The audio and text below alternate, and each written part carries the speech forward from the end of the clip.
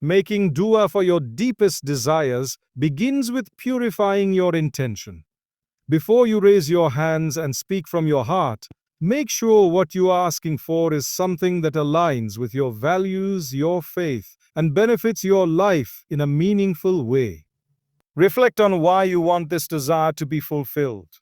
Are you seeking it to grow closer to Allah, to better your life or the lives of others?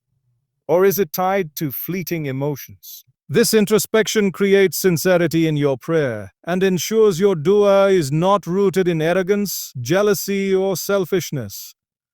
Take a moment to sit quietly, breathe deeply, and think about the core of what you want. When your desire is clear and your heart is calm, you are in the right state to begin your supplication with humility. When you ask, believe that Allah is listening and that He is capable of giving you anything, even if it seems impossible. Doubt is a barrier to acceptance. The Prophet Muhammad, peace be upon him, taught that we should ask Allah with certainty and not say, if you will, give me. Rather, be firm in your request and confident that He can and will respond in the best way.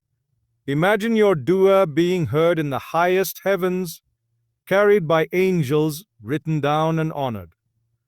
The moment you begin speaking, you are in direct conversation with the one who controls everything.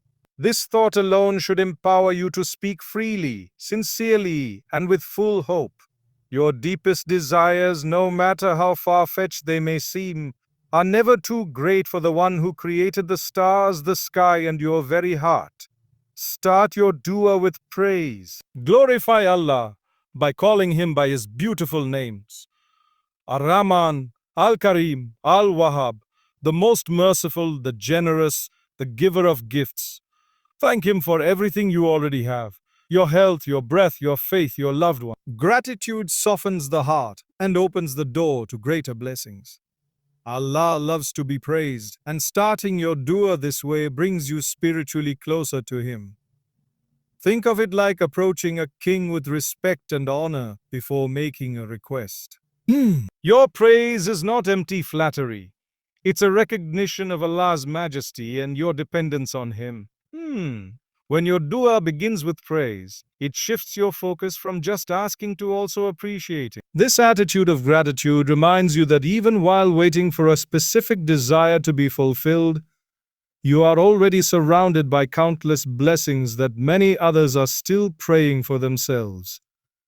Send peace and blessings upon the Prophet Muhammad, peace be upon him, during your dua. This practice is a means of elevation for your own supplication. The Prophet himself said that a dua without salawat is suspended between the heavens and the earth. By sending blessings upon him, you connect your dua with one of the most beloved acts in Islam. It's a way of showing love and respect to the one who taught us how to make dua in the first place. When you mention the Prophet in your dua, you're also asking Allah to recognize your prayer with favor and priority. This small act holds immense reward and strengthens your spiritual connection. Take a moment in your supplication to say, Allahumma salli ala Muhammad, and mean it from the depths of your heart. This alone can be a source of barakah in your life and increase the likelihood that your deepest desires are answered. Be specific when making your dua. Often people ask for happiness or success without defining what that means to them. When your request is vague, your focus becomes scattered. Instead of saying, "Oh Allah, make me successful," try saying, "Oh Allah, grant me success in my career so I can support my family and give in charity." The more detailed your dua, the more meaningful it becomes. Specificity shows you've reflected deeply on your needs and that you're not asking passively. You're engaging with your desires, understanding their roots, and presenting them to Allah clearly. Just like you would explain something important in detail to someone you trust, explain your dua to Allah with sincerity and honesty. There's nothing too trivial or too personal. Allah already knows what's in your heart, but your act of articulating it strengthens your bond with Him and allows you to acknowledge the depth of your longing. Make your dua personal. Use your own words, your own language, and speak from your own life experiences. It's not about memorizing complex phrases or reciting lengthy texts. It's about the honesty of your emotions. If you're sad, say you're sad. If you're confused, express that confusion.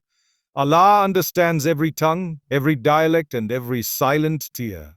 When your dua comes from the rawness of your being, it carries a weight that no rehearsed prayer can match. Remember, this is your conversation with your Creator, not a performance.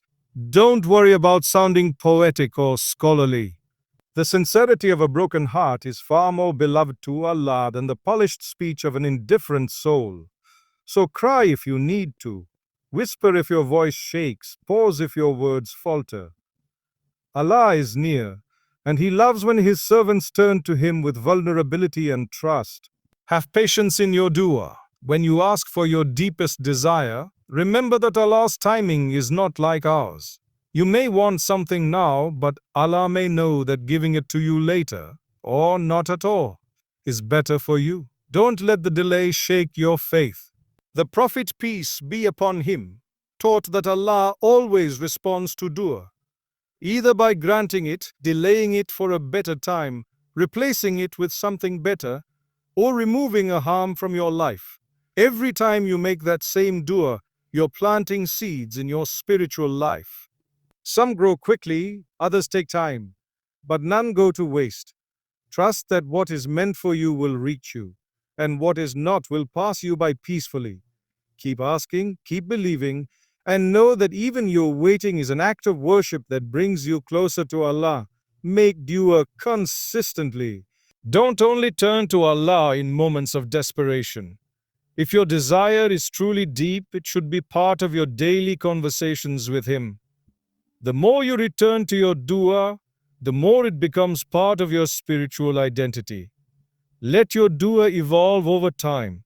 What you ask today may become clearer tomorrow. Make it during sujood after salah, in the quiet of the night, while driving or walking. Allah is always listening, and every sincere whisper is recorded. The beauty of consistent dua is that it builds a continuous connection, not just a reaction to difficulty. It shows that you rely on Him as a constant source of strength, not a last resort. Even when you're unsure if it's being accepted, let your persistence be a sign of your trust in Him. Your repeated prayers become a rhythm of hope and proof of your unwavering faith. Seek forgiveness often in your dua. Before asking for what you want, cleanse your heart by repenting. Sins create barriers between you and your duas being accepted. Say Astaghfirullah sincerely, reflecting on your mistakes, even if they seem small. Asking for forgiveness doesn't make you less worthy of your desire. It actually opens the path for it. The Prophet, peace be upon him, told his people to seek forgiveness so that Allah would grant them rain, wealth, and children. This shows how closely forgiveness is tied to blessings. When your heart is humbled through repentance, it becomes softer and more receptive to divine mercy. A purified heart carries dua more clearly to the heavens. So before you pour your soul out asking for what you desire, take a moment to acknowledge your shortcomings. Admit them to Allah and feel the relief of spiritual cleansing before you continue with hope and courage. As you make dua for others, you'll notice that your own desires are being refined, purified, and sometimes even fulfilled without you realizing it. You become part of a spiritual network of compassion, where your wishes uplift not only your own life, but the lives of many. That's the kind of dua Allah loves to answer. End your dua with humility. After pouring your heart out, lower your voice, place your hope with Allah, and say, recognize that you've done what you can. You've asked sincerely, hopefully, and persistently. Now, let your heart rest. Don't keep measuring whether your dua is being answered. Trust that Allah has heard you.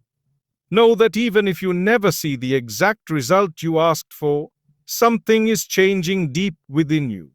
Every dua leaves a mark on your soul, shaping your character, drawing you closer to your Creator. That in itself is a gift. Let your final words be full of surrender.